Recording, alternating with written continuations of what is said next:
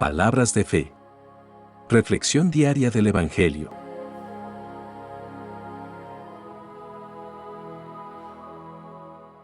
Lectura de la primera carta del apóstol San Pablo a los Corintios, capítulo 15, versículos 35 al 44. Hermanos, tal vez alguno preguntará: ¿cómo resucitarán los muertos? ¿Qué clase de cuerpo tendrán? Vaya pregunta tonta. Cuando se siembra, la semilla tiene que morir para que tome vida la planta. Lo que se siembra no es la planta que ha de brotar, sino el simple grano, sea de trigo o de otra cosa. Después, Dios le da la forma que Él quiere y a cada semilla le da el cuerpo que le corresponde. No todos los cuerpos son iguales. Uno es el cuerpo del hombre, otro el de los animales, otro el de las aves y otro el de los peces. Del mismo modo, hay cuerpos celestes y cuerpos terrestres, pero una es la hermosura de los cuerpos celestes y otra la hermosura de los cuerpos terrestres. El brillo del sol es diferente del brillo de la luna y del brillo de las estrellas, y aún entre las estrellas, el brillo de una es diferente de la otra. Lo mismo pasa con la resurrección de los muertos. Lo que se entierra es corruptible, lo que resucita es incorruptible.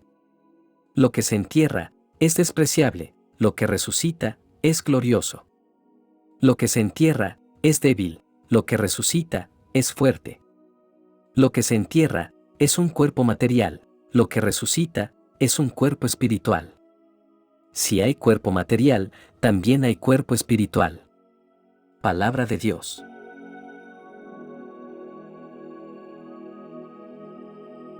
Lectura del Santo Evangelio según San Mateo, capítulo 19, versículos 3 al 12.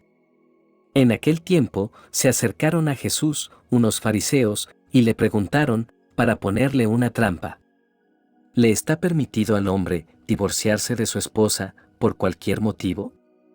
Jesús les respondió: ¿no han leído que el Creador desde un principio los hizo hombre y mujer, y dijo: por eso el hombre dejará a su padre y a su madre, para unirse a su mujer, y serán los dos una sola cosa? De modo que, ya no son dos, sino una sola cosa. Así pues, lo que Dios ha unido, que no lo separe el hombre. Pero ellos replicaron: entonces, ¿por qué ordenó Moisés que el esposo le diera a la mujer un acta de separación cuando se divorcia de ella? Jesús les contestó: por la dureza de su corazón, Moisés les permitió divorciarse de sus esposas, pero al principio no fue así. Y yo les declaro que quien quiera que se divorcie de su esposa, salvo el caso de que vivan en unión ilegítima y se case con otra, comete adulterio. Y el que se case con la divorciada, también comete adulterio. Entonces le dijeron sus discípulos: si esa es la situación del hombre con respecto a su mujer, no conviene casarse. Pero Jesús les dijo: no todos comprenden esta enseñanza, sino solo aquellos a quienes se les ha concedido. Pues hay hombres que desde su nacimiento son incapaces para el matrimonio. Otros han sido mutilados por los hombres, y hay otros que han renunciado al matrimonio por el reino de los cielos. Que lo comprenda aquel que pueda comprenderlo. Palabra del Señor.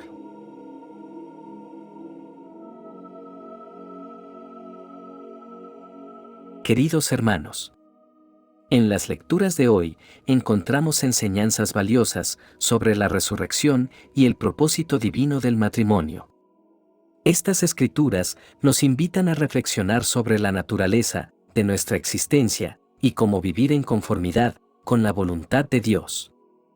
En la primera lectura, el apóstol Pablo nos lleva a una profunda exploración sobre la resurrección de los muertos y la gloriosa transformación que nos espera en Cristo. Comenzamos con Pablo abordando una pregunta que puede haber surgido en la mente de los creyentes de Corinto y de nosotros también. Este interrogante refleja la naturaleza humana de querer comprender lo incomprensible y abarcar lo inabarcable. En su respuesta, Pablo nos guía, a través de una poderosa analogía, que arroja luz sobre la resurrección y la transformación en Cristo. Pablo recurre a la analogía de una semilla que se siembra en la tierra para ilustrar el concepto de la resurrección. Así como una semilla, aparentemente muerta, se transforma en una planta viva y fructífera, también nuestros cuerpos mortales experimentarán una transformación gloriosa en la resurrección. Esta analogía es profunda en su significado espiritual.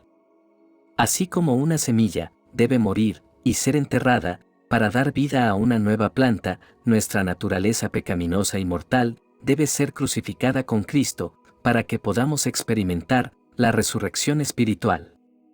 Nuestra vida en Cristo es como una semilla plantada en el suelo fértil de su amor y su gracia, y a medida que morimos al pecado y nos rendimos a Él, somos transformados en nuevas criaturas en Cristo.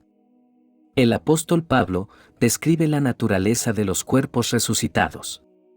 Compara nuestros cuerpos terrenales con los cuerpos celestiales que tendremos en la resurrección. Esta transición de la mortalidad a la inmortalidad es una manifestación del poder sobrenatural de Dios y su obra transformadora en nosotros.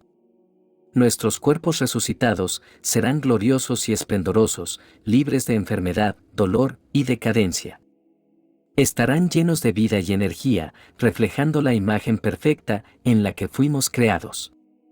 Ya no estaremos sujetos a las limitaciones y debilidades de esta vida terrenal, sino que seremos elevados a un estado de perfección y plenitud en la presencia de Dios. Pablo además no muestra una declaración de triunfo sobre la muerte. Esta declaración poderosa nos recuerda que la muerte no tiene la última palabra en nuestras vidas. En Cristo hemos obtenido la victoria sobre el pecado y la muerte. Su resurrección es nuestra garantía de que un día también seremos resucitados y transformados. La muerte ya no es una sentencia final, sino un paso hacia la vida eterna en la presencia de Dios. Esta es una promesa que nos llena de esperanza y nos impulsa a vivir con valentía y confianza en medio de las luchas y desafíos de esta vida. Pablo concluye su enseñanza sobre la resurrección recordándonos que nuestro trabajo en el Señor no es en vano. Exhorta a los corintios a mantenerse firmes, inamovibles y abundantes en la obra del Señor, sabiendo que su labor no será en vano en el Señor. Esta exhortación es relevante para nosotros hoy en día. Nuestras acciones y esfuerzos en el Señor tienen un propósito eterno. Aunque enfrentamos desafíos en nuestro camino de fe, podemos confiar en que Dios está obrando en nosotros y a través de nosotros. Cada pequeño acto de amor, cada momento de servicio desinteresado, cada palabra de aliento, tiene un impacto eterno en el reino de Dios. Nuestra labor no es en vano, ya que estamos trabajando, junto con Dios, para traer su luz y su amor al mundo.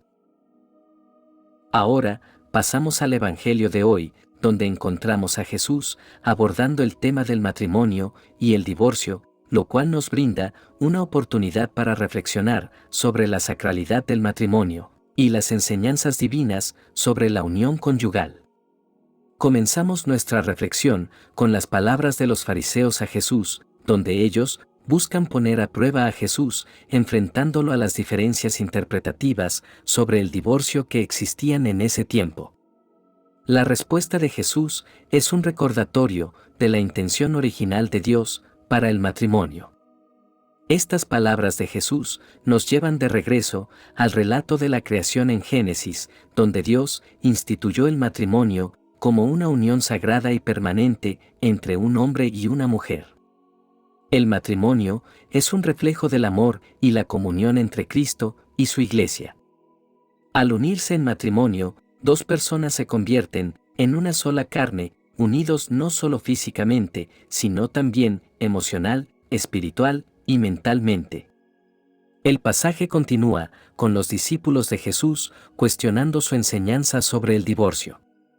La respuesta de Jesús destaca la importancia de comprender y abrazar el llamado al celibato por el reino de los cielos, pero también reconoce que no todos están llamados a vivir en celibato. Jesús equilibra la enseñanza sobre el matrimonio con la realidad de que algunos están llamados a la vida célibe, mientras que otros están llamados al matrimonio. La enseñanza de Jesús nos invita a considerar seriamente la naturaleza sagrada del matrimonio y a valorar la unión conyugal como una expresión del amor de Dios. El divorcio no es la voluntad de Dios, pero en su misericordia, Él comprende la fragilidad humana y ofrece perdón y sanidad para aquellos que han experimentado el dolor del divorcio. En esta reflexión, también debemos reconocer la importancia de la comunicación y el respeto mutuo en el matrimonio. Las dificultades pueden surgir en cualquier relación, pero cuando estamos arraigados en el amor de Cristo, podemos enfrentar los desafíos juntos y buscar soluciones basadas en el perdón, la compasión y el diálogo. El llamado al matrimonio y al celibato no es una cuestión de superioridad o inferioridad, sino una cuestión de discernimiento personal y vocacional. Ambos llamados son honrados por Dios y tienen el potencial de glorificar su reino. El matrimonio ofrece la oportunidad de crecer en amor y servicio mutuo, mientras que el celibato permite una dedicación total a la obra de Dios y a la comunidad. En el contexto actual, donde el matrimonio y la familia a menudo enfrentan desafíos y presiones externas, es esencial recordar la enseñanza de Jesús sobre la importancia del compromiso y la fidelidad. La familia es una institución divina diseñada para ser un lugar de amor, cuidado y apoyo mutuo. Al comprometernos a vivir según los principios bíblicos, podemos fortalecer nuestras familias y ser testimonios vivientes del amor de Dios en el mundo. Estas lecturas nos ofrecen esperanza y consuelo en medio de las dificultades. La resurrección nos recuerda que incluso en medio del sufrimiento y la muerte hay esperanza de vida eterna en Cristo. El matrimonio nos ofrece la gracia para enfrentar los desafíos conyugales y encontrar el perdón y la reconciliación en medio de las pruebas. En conclusión, las lecturas de hoy nos llaman a vivir con una perspectiva trascendente, a valorar el matrimonio, a buscar la conversión y la autenticidad, a vivir en comunión con la Iglesia y a encontrar esperanza en medio de las dificultades. A través de la gracia de Dios y el poder del Espíritu Santo, podemos abrazar estos desafíos y vivir una vida que refleje la verdad y el amor de Cristo en el mundo. Ahora, unámonos en oración mientras elevamos nuestras voces y nuestros corazones a Dios. Oremos juntos. Amado Padre Celestial, te damos gracias por tu palabra, que nos guía y nos nutre en nuestro camino de fe. Te pedimos que nos concedas la gracia de comprender profundamente la enseñanza de la resurrección y del matrimonio. Ayúdanos a vivir de manera coherente con estos valores en nuestras vidas diarias. Señor Jesús, te agradecemos por tu ejemplo de amor y por tu enseñanza sobre el matrimonio. Concédenos la gracia de amar y servir a nuestros cónyuges con generosidad y fidelidad. Ayúdanos a superar los desafíos matrimoniales con paciencia y humildad. Espíritu Santo, te pedimos que nos guíes en nuestro viaje de fe y nos fortalezcas en nuestra búsqueda de la santidad. Ayúdanos a vivir con una perspectiva trascendente y a valorar lo que es eterno. Concédenos la gracia de vivir en autenticidad y coherencia con nuestras creencias. Padre amoroso, te presentamos nuestras intenciones y peticiones personales. Te pedimos que escuches nuestras oraciones y nos guíes en nuestro caminar espiritual. Que nuestras vidas reflejen la verdad y el amor de Cristo en el mundo. Todo esto te lo pedimos en el nombre de Jesús, nuestro Señor. Amén. Que la bendición de Dios te acompañe en este día. Si te gustó esta reflexión, déjanos un comentario y no se te olvide compartir con los demás la palabra de Dios.